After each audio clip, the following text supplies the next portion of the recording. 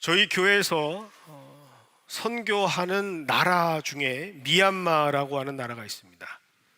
혹시 가보신 적이 있는지요? 네, 미얀마.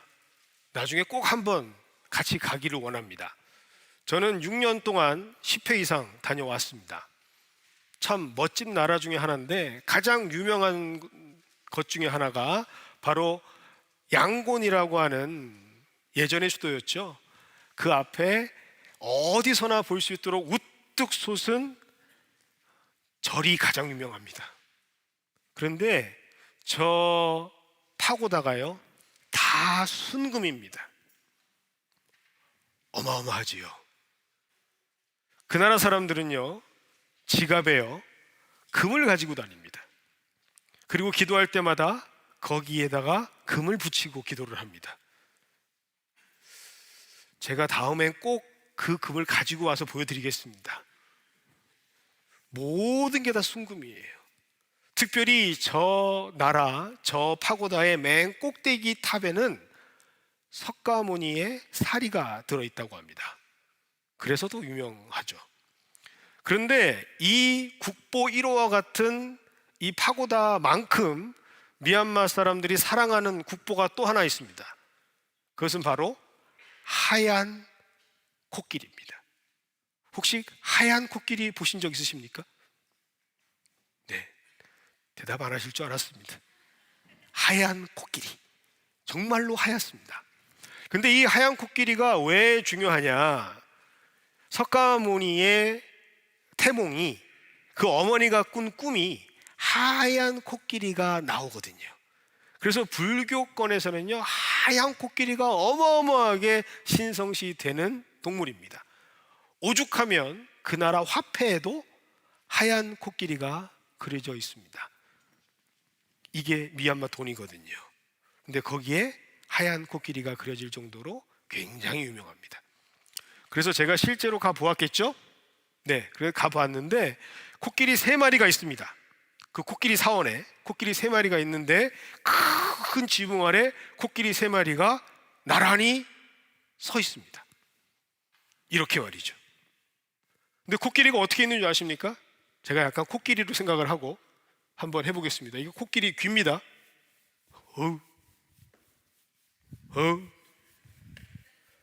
하루 종일 이러고 있어요. 하루 종일 코끼리가. 여러분, 코끼리가 크지 않습니까? 근데 화면을 자세히 보시면 한쪽 다리에만 사슬이 묶여 있어요. 그리고 말뚝이 박혀 있습니다. 충분히 코끼리가 힘이 있지 않습니까? 여러분, 아무리 흰 코끼리라 그래도 힘이 있을 거 아닙니까? 하다가 에잇 하면 갈 수 있을 텐데. 그런데 계속 앞으로 뒤로 앞으로 뒤로 제자리에서만 맴도는 코끼리, 너무 신기하더라고요. 그래서 제가 같이 동행했던 선교사님께 여쭤봤습니다. 아니, 어떻게 코끼리가 저렇게 크고 힘이 있을 텐데 저 작은 사슬을 못 끊습니까? 했더니 그 선교사님께서 기가 막힌 얘기를 해주시는 거예요. 동물 중에 기억력이 가장 좋은 동물 중에 하나가 코끼리랍니다. 그런데 사람이 그렇게 좋은 기억력을 역발상으로 이용해서 그를 그렇게 사육한 것이죠. 일은요, 처음에 코끼리가 작았을 때 그 발에다가 사슬을 묶고요, 그리고 말뚝을 박아 놓습니다. 그러면 아기 코끼리는요, 도망가기 위해서, 자유하기 위해서 열심히 몸부림치겠죠. 오오오오.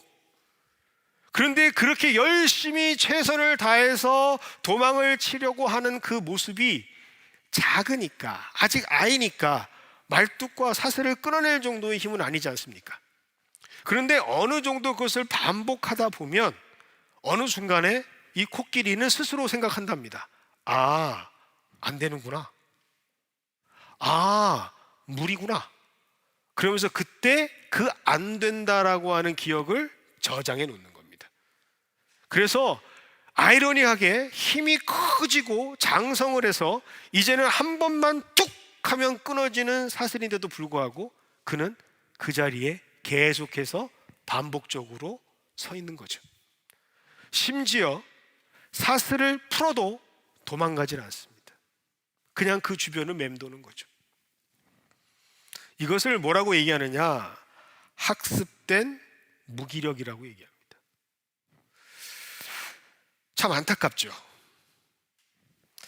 현대를 살아가는 많은 기독교인들 중에 상당한 성도들이 이렇게 안타깝게도 영적 무기력에 빠져 있다라고 말합니다.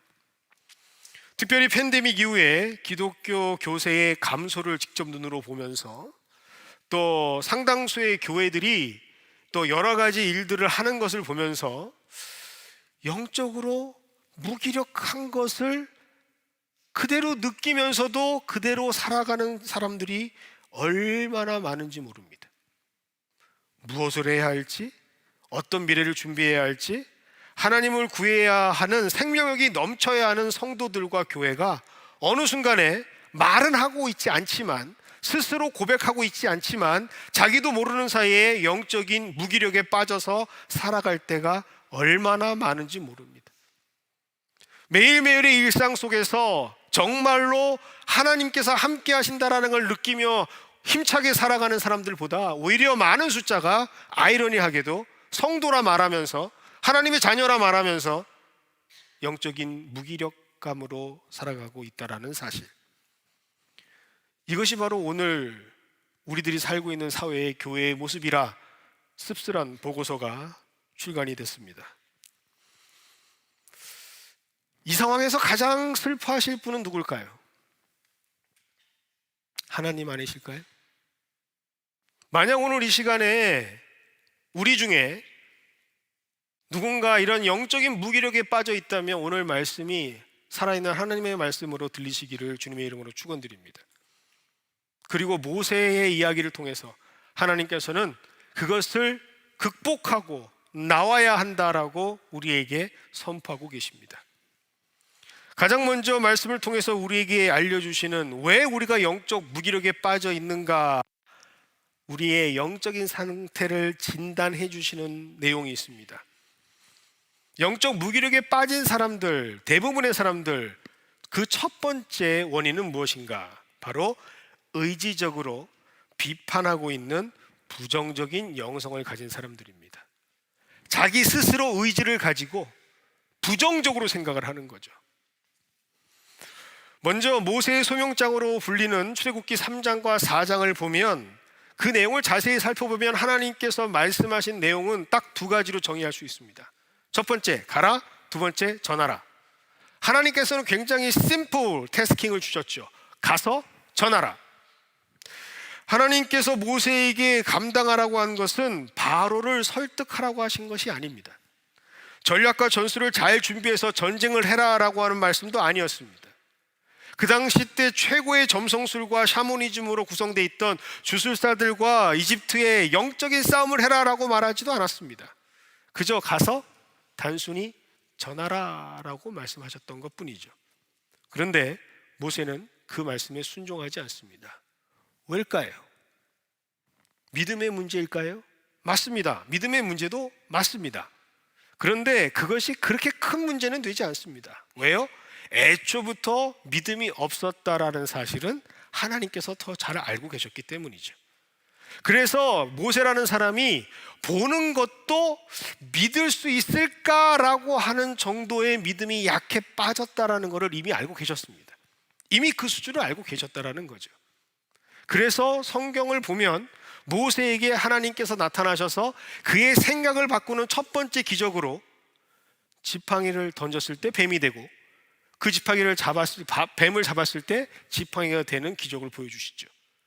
한 번을 봐도 못 믿을 거를 뻔히 아셨기 때문에 하나님께서는 다시 한번 손을 품에 넣고 빼면 문둥병이 걸렸다가 다시 넣고 빼면 그 손이 새 손이 되는 것을 보여주셨습니다.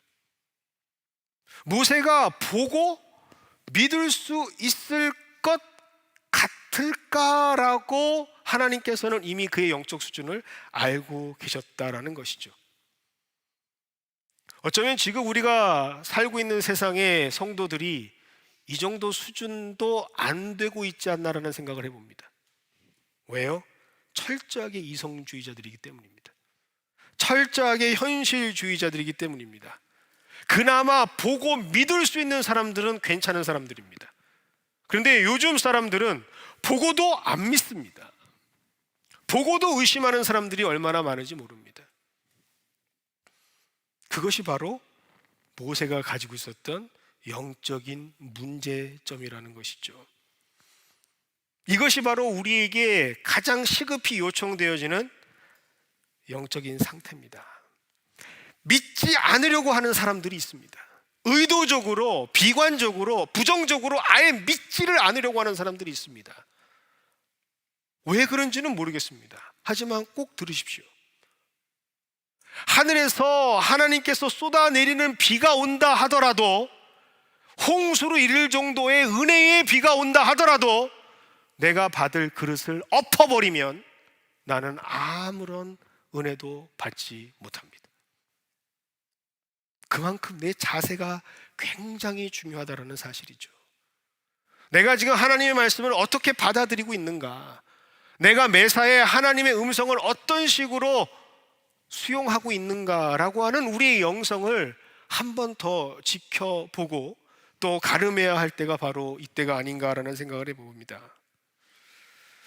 하나님께서 행하실 일들, 그런데 왜 이렇게 사람들은 부정적으로 돼가고 보고도 믿지 못하는 상태가 돼가는 것일까? 그것은 바로 우리가 하나님을 판단하기 때문이죠. 이것이 또한 큰 문제입니다. 영어에는 기대하다라는 이 뜻을 가지고 있는 두 가지 표현이 있습니다. 이걸 기대합니다, 저걸 기대합니다 할 때 기대하다라는 뜻, 영어는 looking forward to라는 말이 있습니다. 내가 내일 당신 만나는 것을 기대합니다, 내가 당신 만나기를 원합니다 라고 하는 말이죠. 그런데 이 looking forward to에는요 어떠한 의도가 들어가지 있지 않습니다. 그러니까 내가 판단하지 않아요. 그냥 말 그대로 기쁨으로, 내일 어떤 일이 있을지 잘 모르겠지만 당신 만나는 것을 내가 참 기대해 봅니다, 기쁨으로 긍정적으로 받아들이는 것을 looking forward to라고 말합니다. 근데 똑같이 기대한다라는 건데 쓰는 말 중에 expect라는 말이 있습니다. 내가 기대해, 내가 예상해 봐, 내가 판단할 때 이렇게 될 것 같아 라는 단어입니다. 그런데 그 단어를 자세히 들여다보면 내가 본다라는 뜻을 가지고 있습니다. 내가 예상한다라는 거죠.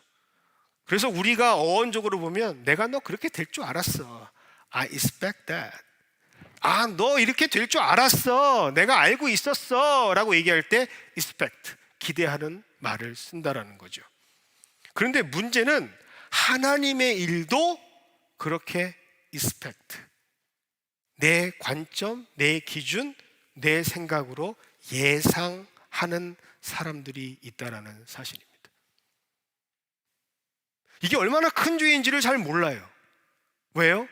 하나님은 얼마나 위대하신 분인데, 소위 우리가 얘기해서 정말 infinite being, 다시 얘기하면 무한한 존재인데 어떻게 우리가 이 작은 머리, 작은 기준, 작은 경험들 정말 하나님 앞에서 내놓을 수도 없는 그러한 것들로 하나님의 것을 미리 탐지하고 예상할 수 있겠습니까?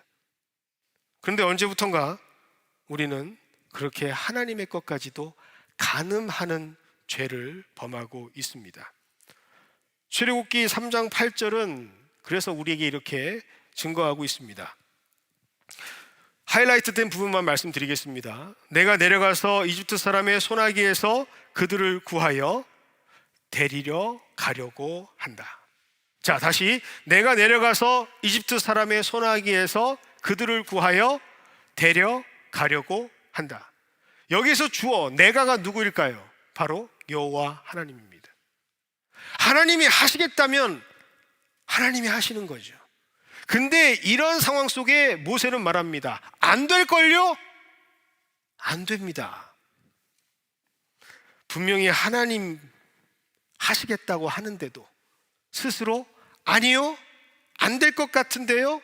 라고 하나님 앞에 앞장서서 하나님의 것을 간음하는 죄. 오늘 모세를 통해서 하나님께서는 우리에게 말씀하시는, 우리가 꼭 잊지 말아야 할, 하나님 앞에 빨리 속죄해야 할 죄의 모습이죠. 여러분, 교회 중에 정말 가장 최악의 교회가 어떤 교회라고 생각을 하십니까? 이건 정말 구제불능이다라고 하는 교회. 여러분이 생각하는 각자 나름대로의 최악의 상황들이 있지 않겠습니까? 어떤 분들은 그렇게 말합니다. 교인들이 서로 싸우는 교회는요, 미래가 없어요. 어떤 분이 이렇게 말합니다. 일할 일꾼이 없는 교회가요, 미래가 없습니다. 어떤 분은 그렇게 말합니다. 기도가 끊어진 교회가 최악의 교회죠. 어떤 분들은 헌금과 재정이 없는 교회, 무슨 일을 할 수 있겠습니까? 손발이 다 묶여 있는데 이것이 최악의 교회죠. 어떤 분들은 리더십이 없어요 라고 하는 분들도 있습니다. 근데 이건 지극히 제 사견입니다. 개인적인 제 역사를 통해서 검증된 제 의견입니다. 20년 동안 목회를 했고 40년 이상 교회의 성도로서 살아가면서 제가 생각하는 최악의 교회는 어떤 교회냐? 바로 하나님의 음성이 들리지 않는 교회입니다. 하나님의 음성이 들리지 않는 교회. 하나님의 계획이 없는 교회가 최악의 교회입니다. 성경에는 촛대를 옮기신 교회에 대해서 기록하고 있습니다. 요한계시록에 나와 있는 에베소 교회죠.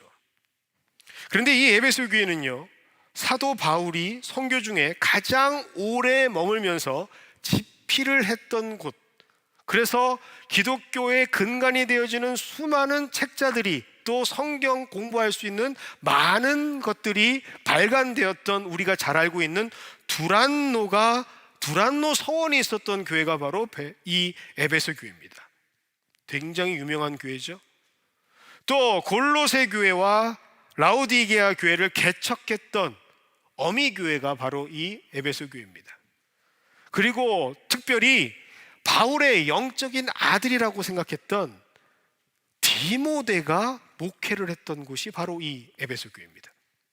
뭐 어마어마한 교회 아니겠습니까? 심지어 사도 요한과 마리아가 그 인생의 마지막에는 이 교회에서 내가 마무리를 하겠다라고 찾아왔던, 그렇게 은혜가 충만했고 놀라운 역사가 기록되었던 교회가 바로 이 에베소 교회입니다. 그런데 더 이상 하나님의 음성이 들리지 않았던 에베소 교회, 아니 하나님께서 간곡하게 말씀하시면서 그 음성을 들으라고 그렇게 그들의 마음을 두드리시고 그들의 귀에 소리를 지르셨는데, 그들의 생각이, 그들의 기준이 하나님이 아닌 다른 것에 집중했을 때 하나님께서는 어쩔 수 없이 그 교회를, 촛대를 옮기십니다. 하나님의 교회가 아니기 때문이죠. 하나님의 사람을 스스로 거부했기 때문입니다. 하나님이 세우신 계획이 있다면 하나님께서 행하시는 그것이 바로 하나님의 뜻입니다. 아무것도 없는 곳에서도 하나님께서는 생명을 일으키시는 분이 바로 우리 하나님이십니다. 여러분, 마른 뼈 환상을 잘 알고 계시지 않습니까? 마른 뼈입니다. 생명이 없습니다. 그러나 하나님께서 말씀하실 때 그 마른 뼈들이 일어나서 하나님을 찬양하죠. 사람이 없다고 했을 때 하나님께서 뭐라 하십니까? 너희가 입을 열어 말하지 않는다면, 선포하지 않는다면 저 돌들이 일어나서 선포하리라 라고 말씀하시지 않습니까? 하나님은 하나님의 뜻대로 이루어 나가시는 분입니다. 그런데 그것을 스스로 판단하고 거부하고 하나님의 뜻을 하나님의 뜻으로 수용하지 않는 자세, 그것이 바로 학습된 영적인 무기력으로 가는 정말 안 좋은 모습이라는 사실을 우리에게 보여주고 있는 것이죠. 그리고 모세에게 가장 큰 단점을 가지고 있다는 사실을 오늘 성경은 말하고 있습니다. 조금 전까지만 해도 말도 안 되는 자연 현상이었죠. 지팡이를 던져서 뱀을 만들고, 뱀을 잡아서 지팡이가 되게 하고, 손을 넣어서 문둥병을 쇠살로 바꾸었던 이러한 것들, 정말 자기가 경험을 했음에도 불구하고 그 경험되어진 하나님의 역사를 보고도 믿지 못하는 사람, 그것이 바로 모세의 가장 중요한 문제였던 것이죠. 왜일까요? 저를 비롯해서 많은 분들이 이러한 모습들을 갖지 않았으면 좋겠는데 가지고 살아갑니다. 죄송합니다. 그런데 특별히 모태신앙들이 이러한 모습을 가지고 살아가는 경우가 참 많습니다. 또 특별히 교회의 실무를 담당하는 자들이 이런 모습을 가지고 살아가는 경우가 좀 있습니다. 솔직히 말씀을 드리겠습니다. 왜요? 어느 순간 전문인이 되었기 때문이죠. 많이 경험하고 많은 것들을 알고 있다라는 것이 장점이 아니라 오히려 단점이 된 경우입니다. 다른 얘기 할 거 없잖아요. 제 얘기부터 해보겠습니다. 저는 23부터 20년 동안 부교육자 생활을 했습니다. 그래서 이걸 하자 그러면 뭐가 준비돼야 될지, 저걸 해야 되면 뭐를 준비해야 할지를 거의 대부분 다 알고 있습니다. 그래서 교회에서 이걸 하자, 저걸 하자라고 하면 벌써 머릿속에 계산이 됩니다. 안 될 것 같은데, 이거 힘들 것 같은데, 이거 하려면 저게 필요하고 이거 하려면 이게 필요한데. 그래서 목사님들한테 늘 말씀드리죠. 어려울 것 같은데요. 한 번 더 생각해 보시죠. 저는 그렇게 목회를 했던 것 같습니다. 그런데 하나님이 저를 사랑하셨어요. 하나님이 저를 엄청 사랑하셔서 만나는 담임 목사님들이 다 저보다 훨씬 더 뛰어나신 정주영 회장님 같은 분들이셨습니다. 그래서 제가 목사님 이게 이렇게 좀 안 될 것 같은데요 그러면 해봤어? 해봤냐고. 해보고 말해. 해보고. 그렇게 정주영 회장님을 피해서 도망간 교회에서는 고 이건희 회장님 같은 목사님을 만납니다. 자식하고 마누라 빼고 다 바꿔봐. 네 생각 해봤어? 생각을 바꿔봐. 왜 안 되겠어? 기도했고 성도들이 함께 했고 하나님께서 하시겠다고 하는데 왜 네가 못한다고 얘기를 해? 바로 과감하게 기존에 가지고 있던 생각들, 사고의 틀을 깨어버리는 그 출발점에 다시 설 수 있도록 하나님께서는 그러한 돕는 자들을 통해서 소위 말하는 전문 의식과 전문 생각, 전문 자료들을 다 내려놓는 경험들을 하게 하셨습니다. 그것을 보면서 또 그것을 익히면서 제가 받은 은혜가 무엇이냐, 하나님께 받은 레슨이 무엇이냐, 바로 내 생각이 잘못될 수도 있구나, 내 생각이 틀렸을 수도 있구나라고 하는 생각의 유연성입니다. 그런데 이 생각의 유연성, 그 겸손함이 모세에게는 오늘도 보여지지가 않습니다. 고집스럽게 자신의 생각을 굽히지 않는 모습이 바로 10절에 기록되어 있습니다. 10절입니다. 모세가 여호와께 아뢰되 오 주여 나는 본래 말을 잘하지 못하는 자이니다. 나는 본래 이렇게 생겼습니다. 나는 본래 이렇게 태어났습니다. 영적인 하나님의 능력들을 함께하지 못하는 사람 중에 여기에 속해져 있는 사람들이 덜어 있습니다. 내가 본래 그렇습니다. 내가 가진 게 그것밖에 없습니다. 자신의 태생적인 한계, 자신의 결점을 핑계 삼아서 하나님께 그럴싸한 익스큐즈를 제시하는 사람들이 있습니다. 그런데 하나님은 오늘 모세를 통해서 이렇게 말씀하시죠. 11절과 12절인데 오늘 11절만 하겠습니다. 여호와께서 그에게 이르시되 누가 사람의 입을 지었느냐. 그래 모세, 네가 얘기했지. 본래 너는 그렇게 생겼다고. 그래 원래 본래 첫 시작부터 그렇게 시작했다고. 그러면 그 시작을 누가 어떻게 했는지 한번 보여줄까?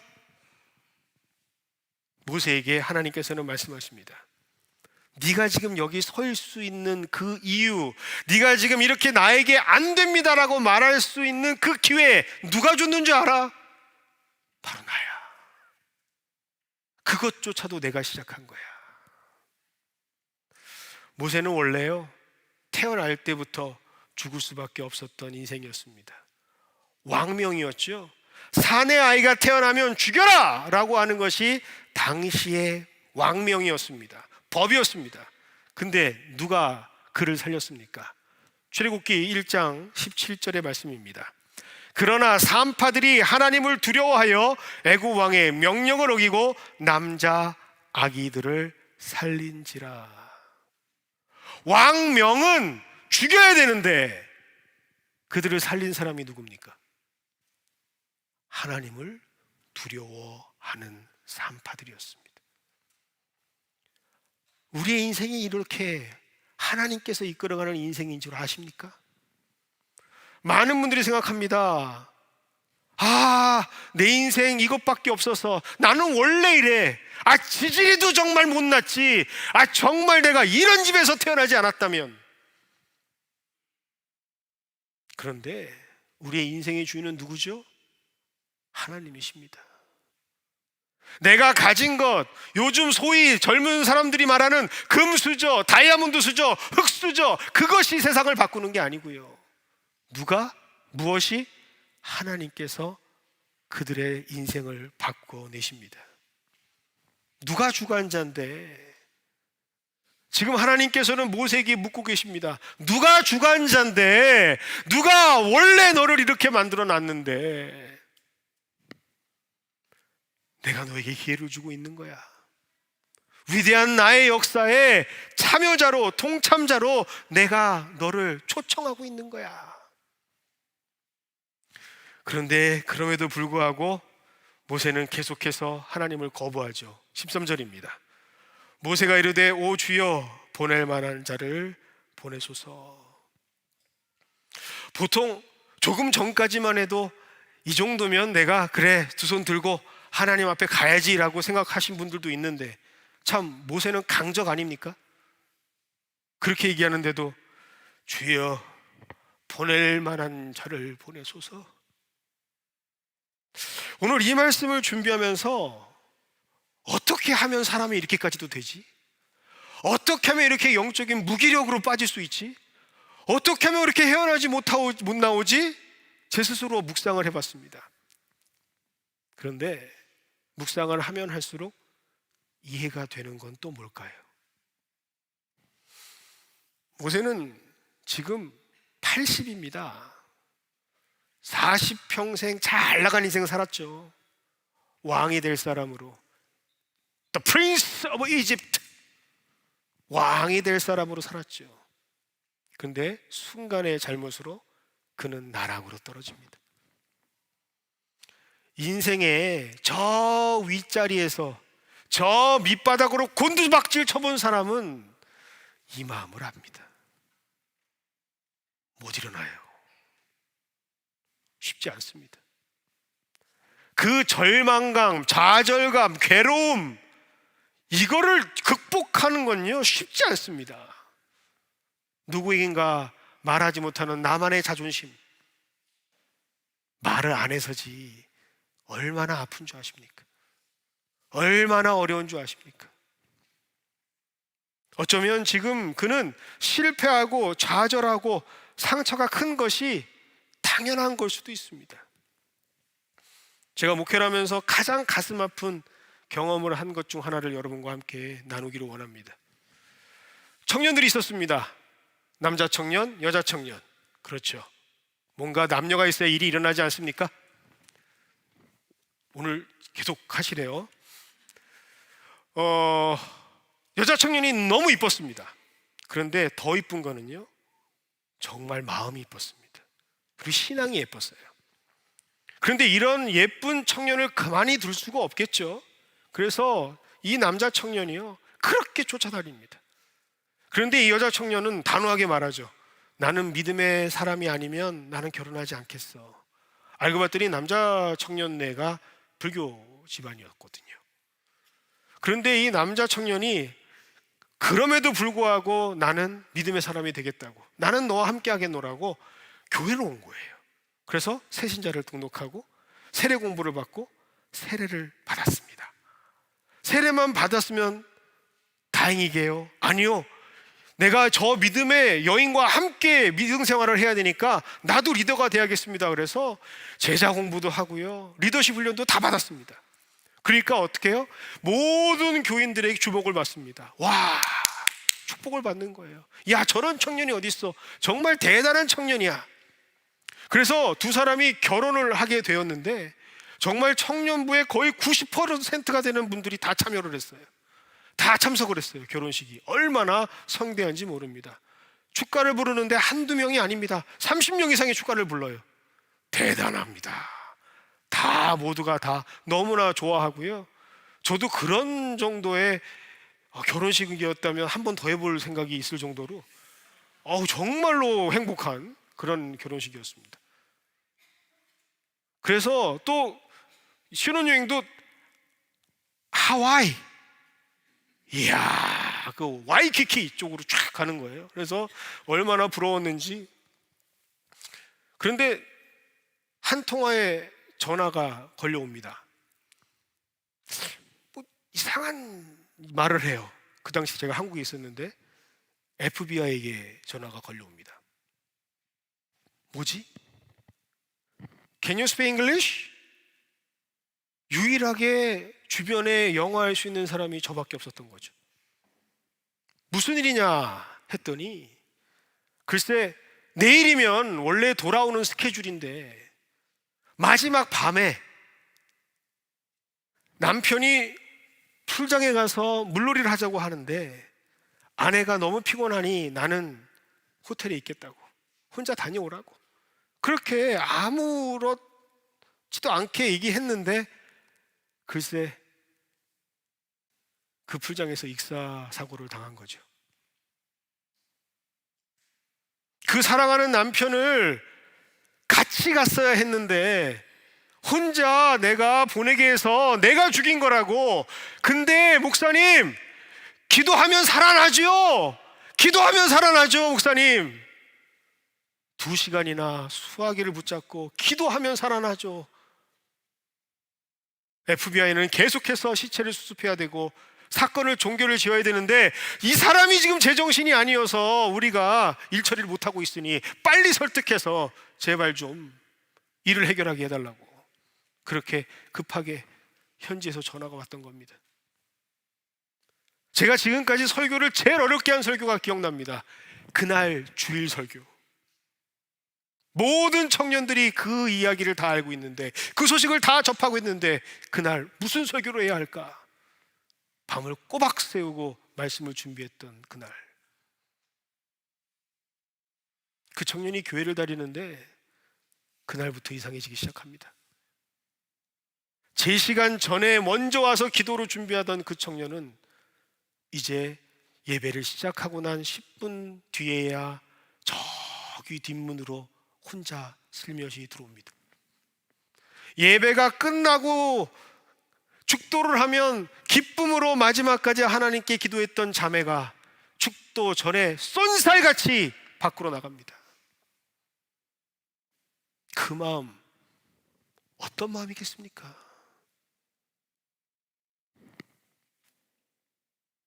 사랑하는 사람 내가 죽인 거라고.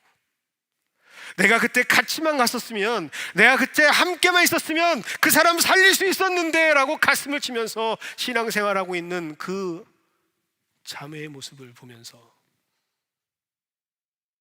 모세도 그런 마음은 아니었을까요? 얼마나 아팠을까요? 믿음이 없어, 이겨내야지, 그러면 안 돼 라고 과감하게 우리가 얘기할 수 있겠습니까? 그 사람의 상황도 모르면서 우리가 이 사람은 믿음이 없어서 그런 거야 라고 얘기할 수 있겠습니까? 이해가 됩니다. 주일이면 그 청년은 시댁으로 갑니다. 내 죄 그래도 그나마 갚겠노라고 그 어머니 그 아버지에게 최선을 다해서 열심히 노력을 합니다. 어떻게든 씻어보려고.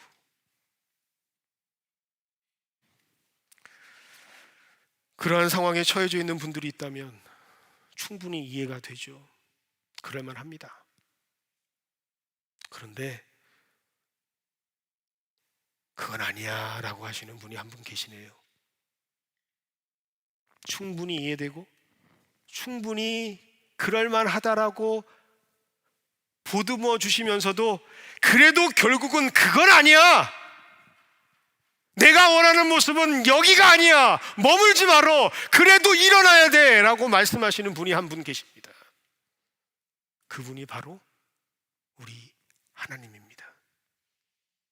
그리고 그 하나님이 그 사랑의 반응으로 오늘 성경에 이렇게 기록하고 있습니다. 14절입니다. 주님께서 모세에게 크게 노하시어 말씀하셨다. 크게 노하시어 말씀하셨다. 하나님께서 화를 내십니다. 그런데 이 화는 우리가 생각하는 화가 아니라 안타까워서 더 이상 내버려 둘 수 없다라는 하나님의 외침입니다. 충분히 이해하지만 그래도 그건 아니야, 내가 원하는 곳, 내가 너를 통해서 이끌고 내가 너를 통해서 보여주고 내가 너를 통해서 행할 그 인생의 마지막은 네가 지금 엎어져 있는 일어나지 못하고 있는 그 자리가 아니야, 내가 세울 이곳이야. 그 마음으로 하나님께서는 그에게 소리질러 화를 내시는 것이죠. 하나님의 역사는 좌절감에 영적인 무기력에 멈춰져 있는 사람들을 그대로 방치해 두시거나 허용해 주시는 것이 아닙니다. 하나님께서는 다시 한번 그가 새롭게 일어날 수 있도록 합력하여 선을 이루어서 하나님의 뜻 가운데 우뚝 설 수 있도록, 반드시 일어날 수 있도록 하나님께서는 화까지 내시면서 그에게 웨이크업 콜로 말씀하고 계시는 것이죠. 많은 분들이 요즘 저에게 전화를 하셔서 이렇게 말씀하십니다. 왜 윤 목사 설교 시간에 소리를 질러? 왜 화를 내? 저는 화내는 게 아닙니다. 안타까운 마음으로 전하는 것뿐입니다. 일어나셔야죠. 깨어나셔야죠. 이제 그 자리에 머물지 않고 일어나 새롭게 움직이셔야죠. 그 마음이 하나님 주신 마음이기에 하나님이 주시는 오늘 마음으로 화를 내는 것처럼 보이지만 그 안에 숨겨져 있는 하나님의 마음을 저는 느낍니다. 분명히 힘있고 능력 있는, 정말로 너무나도 대단한 코끼리와 같은 분들인데 과거에 학습되어진 무기력으로 인해서, 기억력으로 인해서 그저 자그마한 사슬에 묶여서 앞도 뒤도 가지 못하고 그 자리에서 맴돌고 있는 그 영혼을 가장 안타까워하고 계시는 하나님의 음성이 들리십니까? 만약 오늘 우리가 그런 모습으로, 나약한 모습으로 계속해서 모세와 같은 모습으로 있다면 오늘 이 말씀이 우리의 삶의 변화를 일으키는 말씀이 되기를 주님의 이름으로 축원드립니다. 몇 달 전 그 청년에게서 전화를 받았습니다. 목사님, 저 결혼합니다. 3년 동안 나는 나 스스로를 죄인이라고 여기면서 살아왔는데 그런 나를 꾸준히 바라보면서 옆에서 기도하면서 아니야, 너는 사랑받을 자격이 충분해, 누구라도 그러한 사고를 당할 수 있어, 내 잘못이 아니야, 그렇게 하나님의 마음을 전해주었던 믿음의 청년과 함께 결혼을 한다라는 소식을 들었습니다. 그 소식을 듣고 얼마나 기뻤는지요. 하나님께서는 여러분 영적인 무기력에 빠졌다고 이해만 하시는 분이 아닙니다. 분명히 일으키시고 새롭게 하셔서 하나님을 향한 일들을 행할 수 있는 저 창공을 나르는 하나님의 사람들로 세워주실 줄 믿습니다.